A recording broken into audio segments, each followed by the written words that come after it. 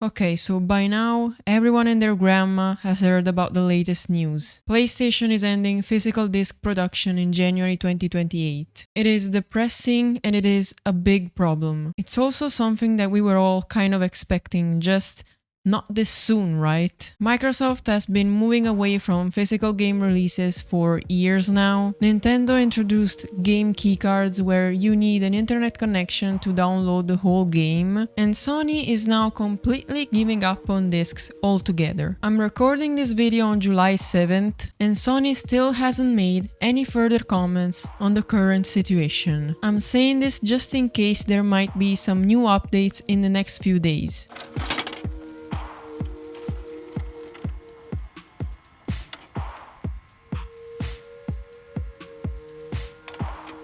The future of gaming is looking grim at the moment, and I want to talk about some major problems we're gonna be dealing with if Sony doesn't reverse this decision and it actually goes through. Then I'm also gonna give some solutions or options we have to deal with it. Problem number 1.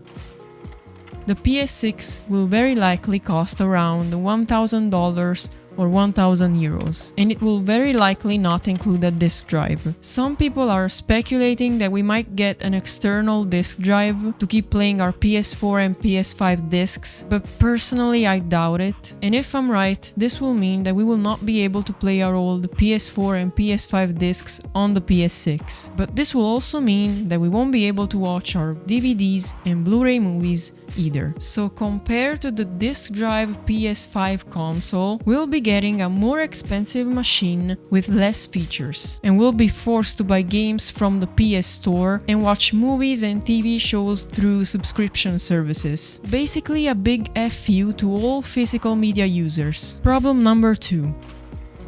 We might still get physical game cases that will include no manual, no physical map, and no disc. Just codes in a box. The GTA 6 not receiving a physical disc release news coming a few days prior to the PlayStation news was not a coincidence. They've been planning this for a while, and they're forcing their decision upon us, while lying to us by saying that digital games are what us consumers are asking for. They're purposely ignoring the percentage of gamers who still buy physical discs because a digital-only future will benefit them and them only. It will not benefit us in any way. Problem number 3.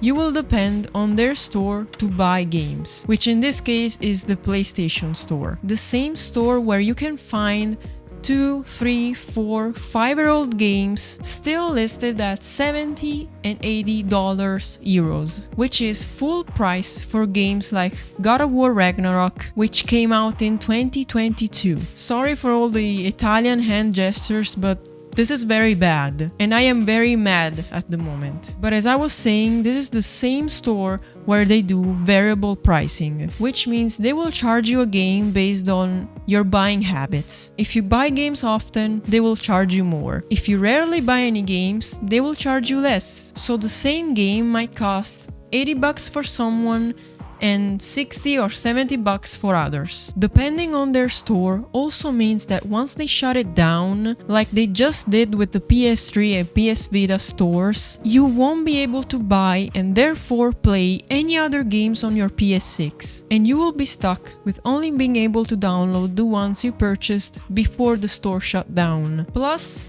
they can remove games from your digital library, like they just did with 551 movies. Movies that people bought that not only will be gone, delisted, but they will actually be deleted from people's libraries. And with no refunds. People say they wouldn't do the same with games, but how can you trust a multi-billion-dollar company on doing right by their customers? Their actions are speaking. We just have to observe, listen, and be smart. Now, last but not least, problem number 4.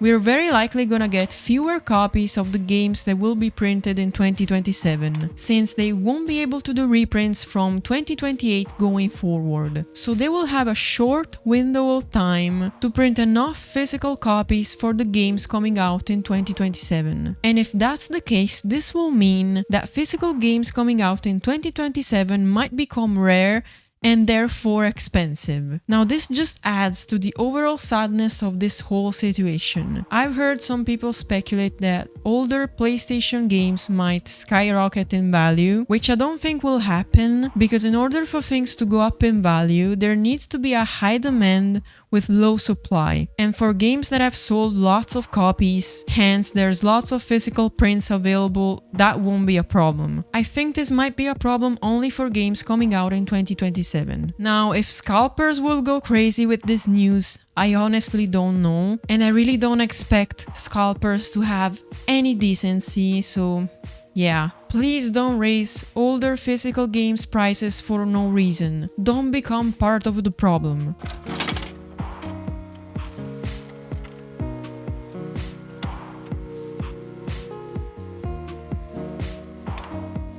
Okay, we talked about all the problems we're gonna encounter if we lose physical game discs. Now let's focus on what our options are to fight this back. Solution number 1 is focus on your backlog.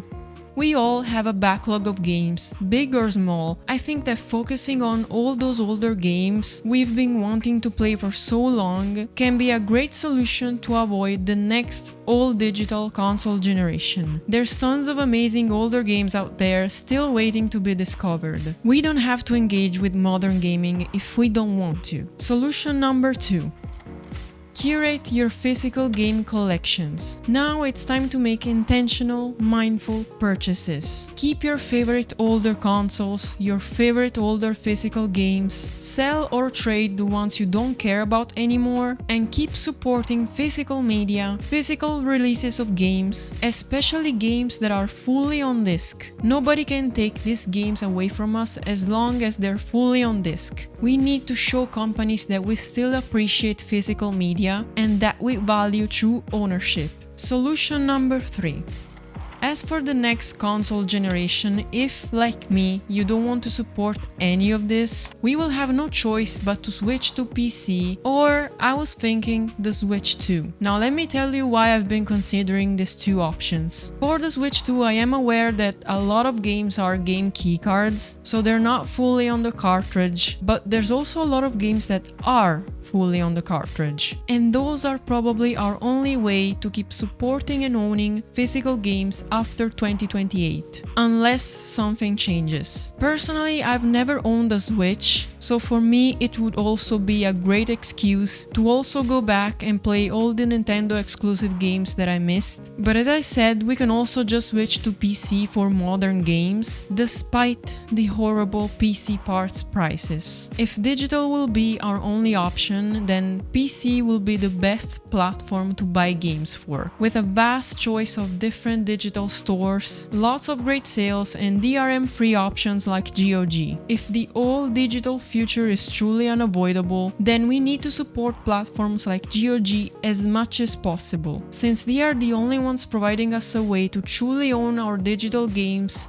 legally. We need to be smart about this. We don't need convenience. We need to know that what we're investing our hard-earned money into is something we can truly call our own. Vote with your wallets, and remember, they depend on their customers, not the other way around. If you don't support this, then stop buying digital games on consoles and buy your games physically as long as you can. You will often find that physical games can be cheaper too. If we want to send a message, we have to use the only language they will understand: money. So this is all I had to say. Let me know what you think in the comments. Let me know what your plans are in regards of this terrible news. I will keep buying physical games and I will keep supporting physical media as long as I can. So yeah, dark times lie ahead, but we have to fight this. So yeah, this is all for now.